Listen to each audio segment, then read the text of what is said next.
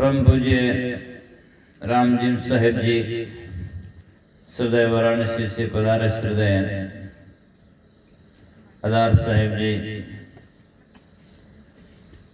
सागरपुर कोटा पेट से पधारे हृदय हमारे अर्जुन साहेब जी किरवई आश्रम से पधारे शिव मुनि जी, सभी संतगण, सत्संग प्रेमी सजना, श्रद्धा मूर्त माताओं बहनों, अभी आपने सरदेव साहब जी से बहुत ही सुंदर विचार सुने। संत किस लिए संसार में आते हैं और हमें क्या बताते हैं और क्या सही मायने में हम उसको समझ पाते हैं कि केवल गाते गाते हैं। संत तो आते हैं, गाते हैं, बताते हैं, लेकिन कितना हम समझ पाते हैं और कितना उसको जीवन में अनुसरण कर पाते हैं, उनकी बात की विशेषता है। और बताने वाले अभी भी संत महापुरुषों ने कहा कि दो धर्म के अगुवा है और कबीर पंथ में जो कहलाने वाले होते हैं वो भी उन बात पर खरा उतरने की कोशिश में नहीं रहते। और तो फिर दूसरों की तो बात ही क्या होगी। जिस चीज का सतगुरु कबीर साहब पूरे विरोधी थे उसी बात को ले लेकर लोग इसी में चलते हैं। तो फिर जाकर के उनको परमात्मा साहेब राम जी गुरुदेव कैसे मिलते हैं कि जिंदगी में संसार में सजना ऐसी जिंदगी जीकर मर जाते हैं। तो इस बात को समझाने के लिए सतगुरु कबीर साहब ने बहुत ही सुंदर उपदेश इसमें दिया और कहा बिना सत्संग कुमति ना छूटी। सत्संग के बिना कुमति दुर्बुद्धि छूट नहीं सकती है। क्योंकि गाड़ियां जब खराब होती है ना तो उसकी रिपेयर्स की दुकान लगी हुई है, वहां जाओ गाड़ी ठीक कराओ। लेकिन जिसकी बुद्धि खराब हो जाती है तो उसकी तो दुकान सजनाई सत्संग ही है। यहाँ आकर बुद्धि का शुद्धिकरण होता है, बल्कि कहीं भी बुद्धि का शुद्धिकरण नहीं होता है। और आदमी का सब ठीक हो और बुद्धि खराब हो तो सब खुद ही खराब है। जब बुद्धि खराब है तो क्या ठीक रहेगा। हाथ पांव सब ठीक है और बुद्धि खराब है तो कहते हैं ये तो ऑफ माइंड है, क्रैक माइंड है। और आदमी के यदि हाथ टांग भी टूट जाए और उसकी बुद्धि सही हो तो सजना क्या नहीं कर सकता। विकलांग तो जज होते हैं, विकलांग सब होते हैं जिसके सजनों हाथ टांग टूटे हुए हैं और कईयों की आंखें भी एक एक फूटी हुई है, फिर भी वो जाकर के सर्विस और लाखों रुपयों की नौकरी और पेमेंट प्राप्त करते हैं, लेकिन उनकी बुद्धि सही है। खैर उनकी बुद्धि विद्या जाकर के व्यवहारिक और भौतिक चीजों पेट भरने तक सीमित होगी, लेकिन वही बुद्धि जब अध्यात्म की तरफ में बढ़ती है तो सजना जाकर के हमारे जीवन का कल्याणकारी में जाकर सार्थक होती है, कोई संदेह नहीं होता है। लेकिन जब सत्संग नहीं करते हैं तो जीवन में आदमी जाकर के दुर्बुद्धि के कारण ऐसे एंट और अकड़ में मरते हैं, वो भवसागर से कभी नहीं तरते हैं। इसलिए सदगुरु कबीर साहब कहते हैं बिना सत्संग कुमति ना छूटी। कबीर कहले काल और कल्पना सत्संगत से जाई, दुखवा से भाजा फिरे सुख मेरे समाई। कले काल और कल्पना सत्संग से छूटती है। बल्कि सजनों सदगुरु कबीर साहब कहते हैं दसों दिशा से क्रोध की उठी अपर वाला आग, शीतल संगति साधु की ताऊ उबरिए भाग। दसों दिशा से क्रोध की अर्थात विषयों की संतप्त ज्वालों की आगे लग रही है और उसको बचाने का श्रेय वो जाकर के सदगुरु हैं।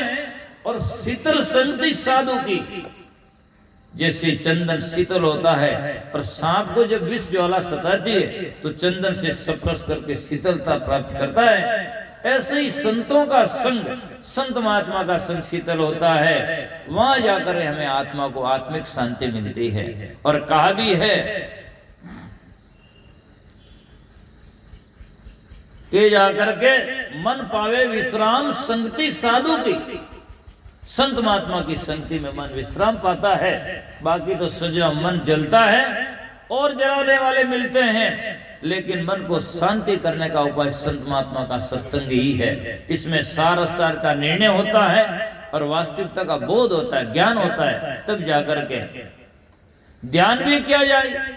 लेकिन पहले ज्ञान हो तो ध्यान सार्थक होता है। जिस चीज का बोध ही नहीं, ज्ञान ही नहीं, तो ध्यान किस बात का। यदि हम यात्रा करने से पहले गंतव्य स्थान को नहीं जाने और कौन हमारा घर है और हम कहाँ जाएंगे, तो यात्रा हमारी सफल कैसे हो सकती है। पहले हमें निश्चित होता है। जैसे मैं परसों निकला, मुझे नर्दा जाना है, पहले हुई श्रद्धा, फिर आया नर्दा, है ना।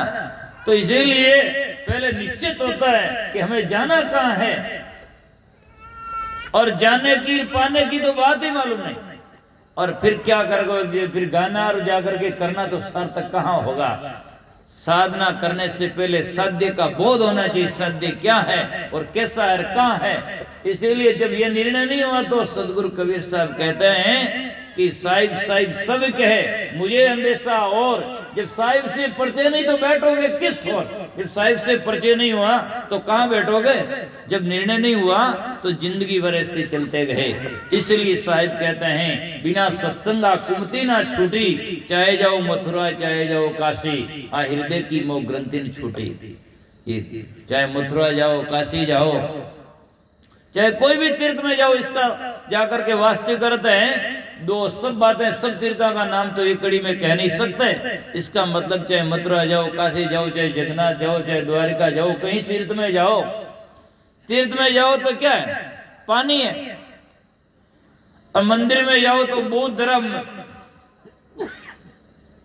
मस्जिद में तो सबम सफाई है। मंदिर में जाओ तो मूर्ति धरी है, मस्जिद में तो खाली है। तो सजनों, दिल दरगाह में जलता ये बिल्कुल नूर खुदाई है, इसका बोध संत महापुरुष देते हैं। तो संत महापुरुष कहते हैं चाहे जाओ मथुरा चाहे जाओ काशी, वहां डुबकी लगाओ। खैर संतों का जो तीर्थ स्थल है और संतों की जो क्रम भूमिका है, अर्थात जहाँ जन्म जगह है और या उनकी तपस्थली है, वहां जाना बुरा तो नहीं होता है, वहां जाने से कोई पाप थोड़ी होता है। लेकिन केवल वहां जाकर कोई डुबकी लगाकर या परिक्रमा देकर आए या उसको पूजा मान ले या जाकर कल्याण मान ले, ये सही नहीं है। केवल जाकर वहां जाने से नहीं होता है। और वहां जाकर के संतों के चित्र लाकर हम जाकर के दीवार पर लटका दें और मन को भटका दें तो क्या फर्क पड़ेगा। चित्र लाना बुरा नहीं है, लेकिन सजनों चित्र से तो हमें याद आता है, लेकिन संत महात्मा के चित्र नहीं चरित्र से हमारा ज्ञान होता है, चरित्र से हमारा कल्याण होता है। चित्र नहीं, चरित्र को हृदय में धरो और जाकर के उनके जीवन पर जाकर के विश्लेषण करके हम जीवन में जाकर अनुसंधान करके और जाकर के साधना करो। तो चाहे जाओ मथुरा चाहे जाओ काशी, और यदि केवल डुबकियां लगाने से या केवल नहाने से यदि कल्याण होता या पाप का समन होता, तब तो मथुरा और काशी में जगन्नाथपुरी में कोई पुलिस थाना ही नहीं होता, क्योंकि सब पाप उतर जाता। तो कोई डाकू गुंडा तो होता ही नहीं, है ना। इसीलिए पुलिस थाने की कारावास की तो जरूरत ही नहीं पड़ती। लेकिन वहां जाकर देखो तो कारागार नहीं उप कारागार बनते जा रहे हैं, और लगता है कि वहां चोर ज्यादा बढ़ते जा रहे हैं। इसीलिए सदगुरु कबीर साहब वास्तविकता कहते हैं तीर्थ भई विक बेवरी रही जुगन जुग छाई, कबीर मूल निकंदिया कौन हलाल खाई। और सदगुरु कबीर साहब कहते हैं तीर्थ गए थे बेमुए जुड़े पानी नाई, कह कबीर सुनो रे संता राक्षस होई पछताई। तो बहुत सारी बातें। और पलटूस जाग से जो फक्कड़ महात्मा होते हैं और वो कहते हैं पलटू तीर्थ के गए बड़ा होत अपराध, पर तीर्थ में फल एक है दर्श देता है साध। तीर्थ में फल एक ही है कि संतों के दर्शन हो जाते हैं, और संतों के दर्शन के बराबर कोई भी दुनिया में जाकर के सजनों तीर्थ नहीं होता है। इसलिए चाहे जाओ मथुरा चाहे जाओ काशी, हृदय की मोह ग्रंथि टूटी। क्यों, वहां का तीर्थ में नहाने से कोई सतस्त का निर्णय नहीं होता, या कोई घंटा टोकरा बजाने से कहीं जाकर के और किसी का। अभी भी साहिब जी ने कितने सुंदर बातें कही, केवल डोग जाकर के पूजा कर दिया या भक्ति हो गई। और हमारे राजस्थान में कहते सेवा करो सेवा करो। गया डोकरा, डोकरा जानते हैं, मारवाड़ में बुढ़ा आदमी को डोकरा कहते, यहाँ कहते हैं नहीं कहते, कहते है ना। छत्तीसगढ़ी में क्या कहते हैं, हमारे वो बूढ़ा होता वो कहते हैं डोकरा। मंदिर में जाओ बजा दिया टोकरा, है ना। जाओ डोकरो, बजाय दो टोकरो, और जरदोर खैनी भी खा बोकरो, है ना, खाते रहो, भजन गाते रहो, और बस सुनते रहो, सुनाते रहो, और बस जिंदगी भर से चलते रहो। क्या हो गया उससे? क्या करके? जब तक जिंदगी में आचरण में सुधार नहीं होता, दिन में भी मैंने कहा सुधार के बिना उद्धार कभी भी नहीं हो सकता है। सबसे पहली बात हमें जरूरी है कि हमारे जीवन में खाना पीना, आहार विहार अर्थात मन वच कर्म, उनका हमें जीवन में सुधार करना चाहिए। सदगुरु कबीर साहब ने आरती में सुंदर शब्दों में लिखा और कहा, मन वच कर्म जो आरती गावे, कहें कबीर सतलोक सिधावे। मन वचन कर्म से आरती गाता है, सत्संग करता है, वो बहुत सागर से तरता है। बल्कि मन दिया किसी और को और तन संतन की संग, तो कहें कबीर कोरी गजीर कैसे लागे रंग, है ना। जब मन किसी और जगह में है, तन कहीं और है, इससे भक्ति नहीं कहा जाता, इससे आरती आरती नहीं होगी, पूजा पूजा नहीं होगी, सत्संग सत्संग नहीं होगा, और ज्ञान ज्ञान नहीं हो सकता जीवन में। क्योंकि उसको एक्सेप्ट करने वाला अर्थात ज्ञान को एक्सेप्ट करने वाला वो हमारा या नहीं है, तो हमारा कुछ भी नहीं होगा। इसीलिए कहते हैं, चाहे पढ़ो गीता, चाहे पढ़ो पोथी, शास्त्र ग्रंथ कोई भी पढ़ो, लेकिन शास्त्र का पशु भी नहीं बनना चाहिए। कबीर साहब की एक साखी मैंने सुना कि वेद पशु, त्रिया पशु, गुरु पशु, संसार, कहें कबीर जो पशु नहीं जिनका विमल विचार। अब कोई चीज को पकड़कर पूंछ पकड़कर बैठ जाए, इसमें ये लिखा, इसमें ये लिखा है, इसमें ये लिखा, सब लिखा सही नहीं हो सकता है और सब गलत भी नहीं हो सकता। हमें निर्णय करके और सत्य असत का निर्णय करके, अर्थात जो युक्ति युक्त बात ठहरे।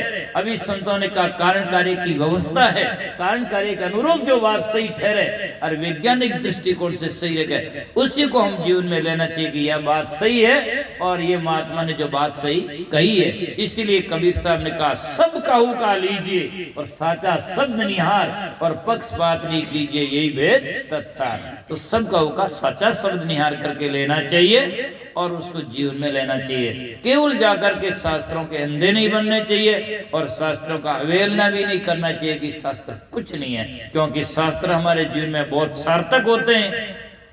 उदाहरण के तौर पर देखा जाए तो पानी होता है ना, पानी, तो जब आदमी तैरना सीखता है तो किस में सीखता है? पानी में सीखता है। पानी में घुसे बिना तैरना नहीं सीख सकता है, तैरता ही पानी में ही है। और डूबता किस में? डूबता ही पानी में ही है। क्या दूसरे में जमीन पर बैठे बैठे तो डूब नहीं जाता है? तो डूबने का और तैरने का साधन दोनों ही पानी ही है। ऐसे जीवन में तैरने का साधन भी वाणी है और डूबने का साधन भी वाणी है, क्योंकि जिसको बोध नहीं होगा तो उसी वाणी में रोज कर डूब जाएगा। और विवेक होगा तो सदगुरु कबीर साहब कहते हैं, साकी आकी ज्ञान की समझ देख मन माई, और बिन साकी संसार का यह झगड़ा छूटे नहीं। तो सुधरने का अर्थात निकलने का साधन भी वाणी ही है। और सजना बिना विवेक समझेंगे नहीं, तो डूबने का साधन ही वाणी ही है।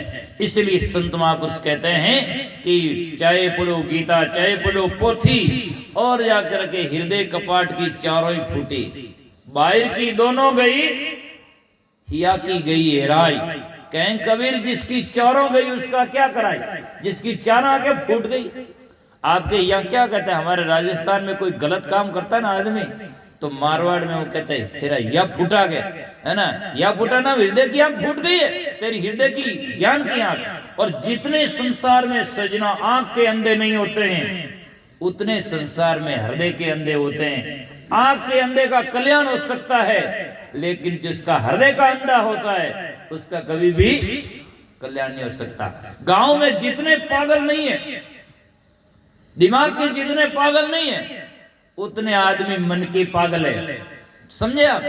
एक शास्त्र में, यहाँ तो बड़े बड़े संत व्याकरणाचार्य, मैं तो जाकर के समझना केवल थोड़ा आचार्य नहीं हूं, तो लेकिन बताया कि एक मूर्ख होता है जिसको बोल नहीं हो अच्छा बुरा का, और एक पठित मूर्ख होता है जो जाना माना मूर्ख है, जानता है। तो जितने मूर्ख नहीं है उतने गांव में पठित मूर्ख है, जाकर मूर्ख तो कम है और पठित मूर्ख ज्यादा है। सबको मालूम है सुबह जल्दी उठना चाहिए, 8 बजे उठते हैं। सबको मालूम है भजन से कल्याण नहीं हो, बिना कल्याण नहीं होता, पर करते नहीं है।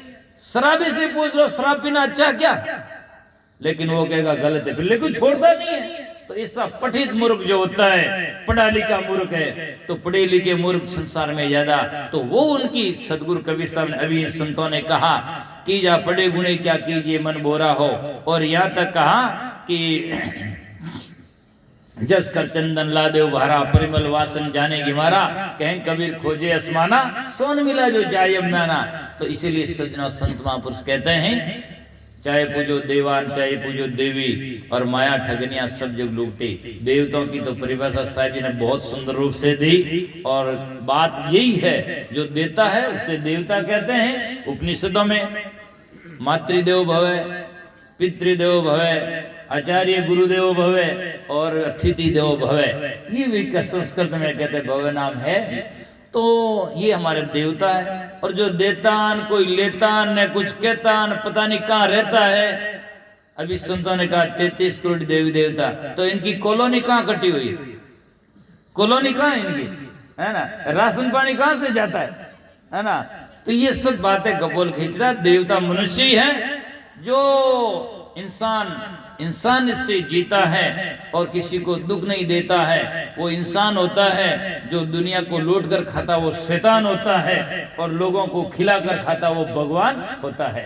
तो ये संसार में इस प्रकार से है। तो कहें कबीर सुनो भाई साधो पी ले वो सद ज्ञान की बूटी, सद्य ज्ञान की सत ज्ञान की बूटी, अर्थात सो जड़ी बूटी से रोग कटता है, ऐसे ही हमारी सदगुरु की ज्ञान की बूटी अर्थात औषधि, वो जाकर के हम पी लेंगे तो हमारा रोग अर्थात मानसिक रोग जो है, जिसको असाध्य रोग कहते हैं, वो हमारा कट जाएगा। और वास्तव में सत्य है और तथ्य है। सदगुरु कबीर साहब ने वाणी में लिखा भया मन रोगी रे तो सदगुरु वेद बुलाए। यदि मन रोगी है तो सदगुरु वेद के पास में जाओ, खेद मिटेगा। रज्जब साहब हमारे राजस्थान में हुए, बड़े गजब अजब की वाणी उनकी है। तन मन शिष रोगी भया वेद मिले गुरु आई, जन रज्जब हकीम हद जहां से व्यथा बिलाई। जिससे हिंदू लोग वैद्य कहते हैं, मुस्लिम हकीम कह देते हैं। तो हकीम के पास में जाने से रोग कटता है, ऐसे सदगुरु बड़े हकीम हैं जिनके पास में जाने से हमारा मन का रोग व्याधि खत्म हो जाएगा और हमें जीवन में शाश्वत शांति हम पाएंगे और कल्याण को सहज में पाएंगे।